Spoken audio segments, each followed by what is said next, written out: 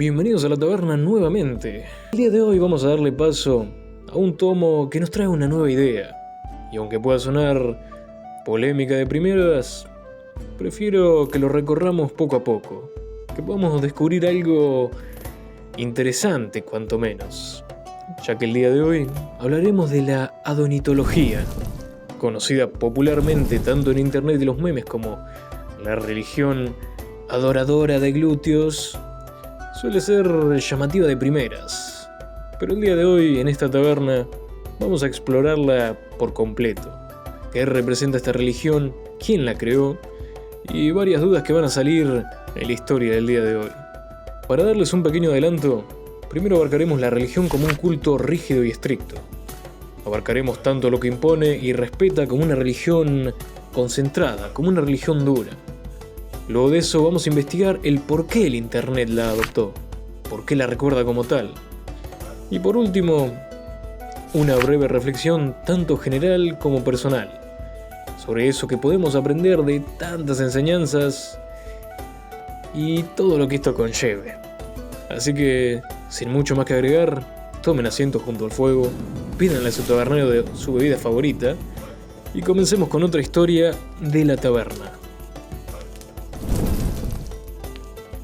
Para comenzar, esta historia necesita un protagonista, y qué mejor que empezar con la pregunta de ¿quién es su creador?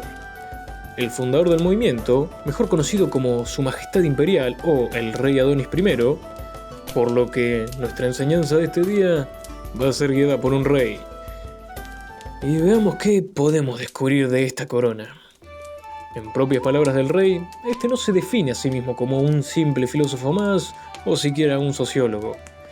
Se ve a sí mismo como un profeta y emisario divino, no muy distinto a lo que solemos ver en otras religiones o cultos de todo tipo.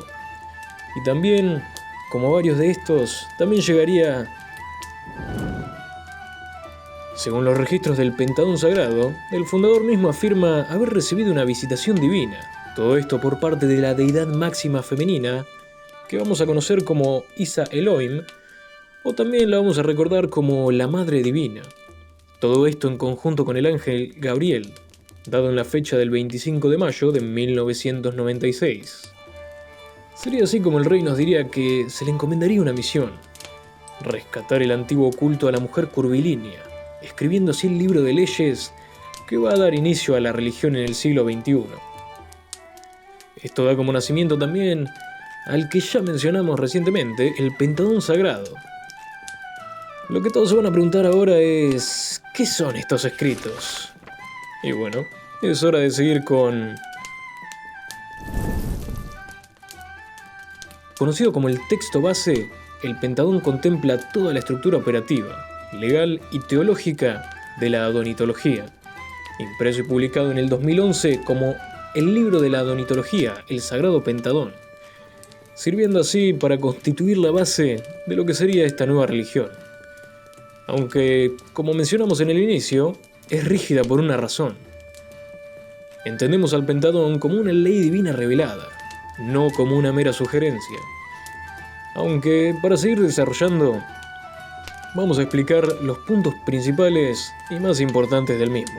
Penta, entendido como 5, establece los pilares fundamentales de los cuales se va a establecer este culto, siendo así estos el espíritu, como la conexión con la deidad femenina, el cuerpo, cuidado, higiene y la aceptación de la carne, la riqueza como un éxito financiero y prosperidad material, el conocimiento como educación intelectual e histórica constante, y por último, y uno de los que va a sonar más polémicos, el placer, como el disfrute de la sensualidad libre de toda culpa.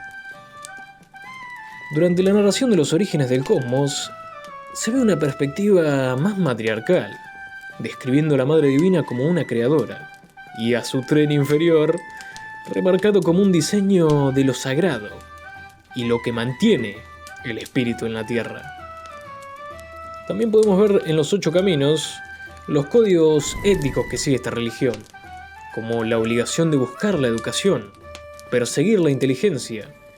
Se le ve como un famoso camino a la iluminación que ya algunos conocerán de antes. la erradicación de la dismorfia mediante la aceptación de los cuerpos y la ya mencionada vivencia de la sensualidad sin restricción alguna. En Leyes del Poliamor podemos ver una de las grandes diferencias, ya que legisla formalmente relaciones de ámbito no monógamo, amparado y respetando siempre que sea en un ambiente de respeto y consentimiento total.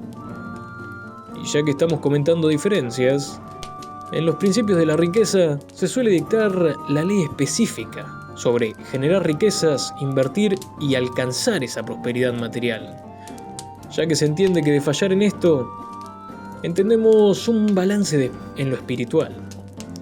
Y por último, el Código de Salud y Danza se prohíbe estrictamente el uso de sustancias o prácticas nocivas para todo el cuerpo. Se incentiva el mantenimiento sano de este, mientras que en las prácticas se comenta un poco de la danza, como una forma de purificar el cuerpo y purgarlo de esas energías negativas. Entendido el rey, la Madre Divina, los escritos y la historia del culto, es hora de llegar a una de las partes más jugosas y que tantos adeptos ha traído a este movimiento. La querida y conocida Internet, una ruleta rusa cuando a la hora de contenido o ideas siquiera se trata. Si bien esta religión va a ser fundada en el 2011, va a tomar una década entera hasta que llegue a esa parte más global y popular del Internet, poniendo un foco importante en el 2019, ya que cuando en múltiples plataformas digitales va a comenzar a descubrir o escuchar poco a poco el nombre de esta religión, empezando así a enrevesar las ideas y conceptos varios que ésta tenía. Obviamente quedándose con lo más absurdo y llamativo de todo, dando así paso a innumerables memes sobre la religión de culos, los adoradores de muslos, amantes de traseros o la iglesia del twerk. En papel, para el Internet, fue como ganarse la lotería. Los alejados de la religión se afiliaban por lo superficial.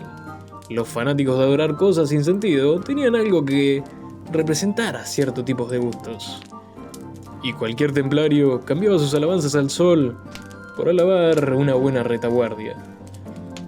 Al ser siempre la religión tradicional un tema tan opuesto al libertinaje que se encuentra en Internet, era obvio que algo así para ellos era encontrar una representación de oro. Sin duda, adoptando esta como una manera... Sin duda, adoptando así esta religión, aunque de una manera superficial. Si abordamos nuevamente la historia, la estructura era algo formal, como cualquier otra iglesia. Pero al ser un dogma tan interesante, por no decir más, el Internet no lo tomó en serio. Incluso se pensaba de este como una cuenta parodia o algo meramente humorístico. Y si bien varias personas prontamente van a llegar al texto sagrado y sus prácticas, el Internet ya habría puesto una etiqueta a esa religión. Y el resto, hasta el día de hoy, es solamente historia.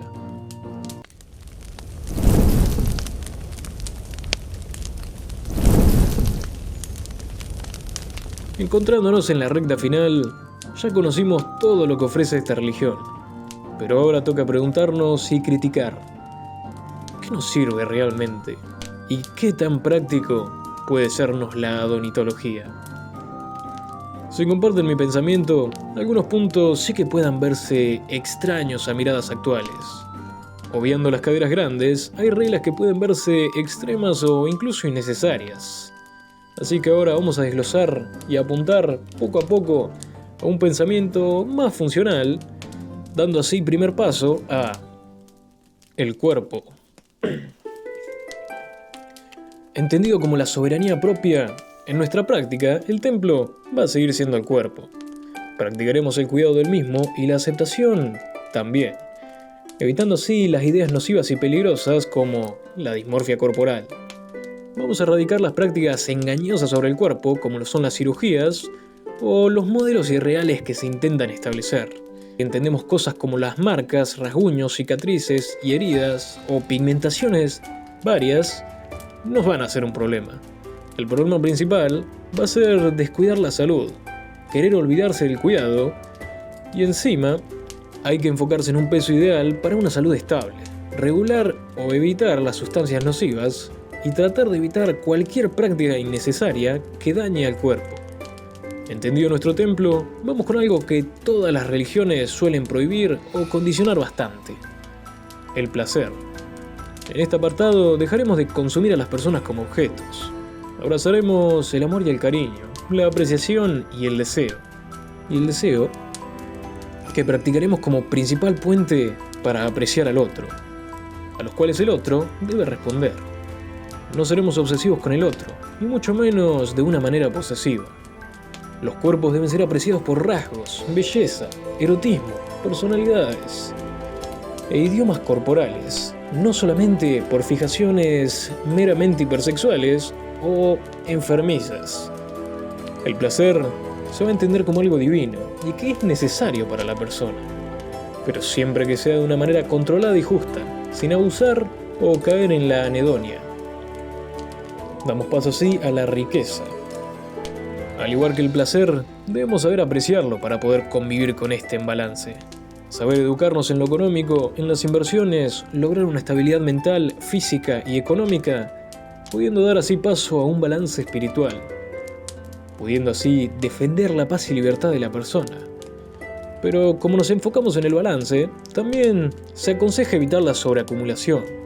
La abundancia puede guiar a la codicia desmedida y así la pérdida del humano. Veremos al dinero como el transporte al objetivo, no como el objetivo en sí. Damos paso a el conocimiento. Conservaremos el estudio constante y la expansión de lo intelectual. La soberanía mental guía a una personalidad fuerte, a ideales bien establecidos, los cuales puedan encontrar un lugar y sentarse en bases firmes.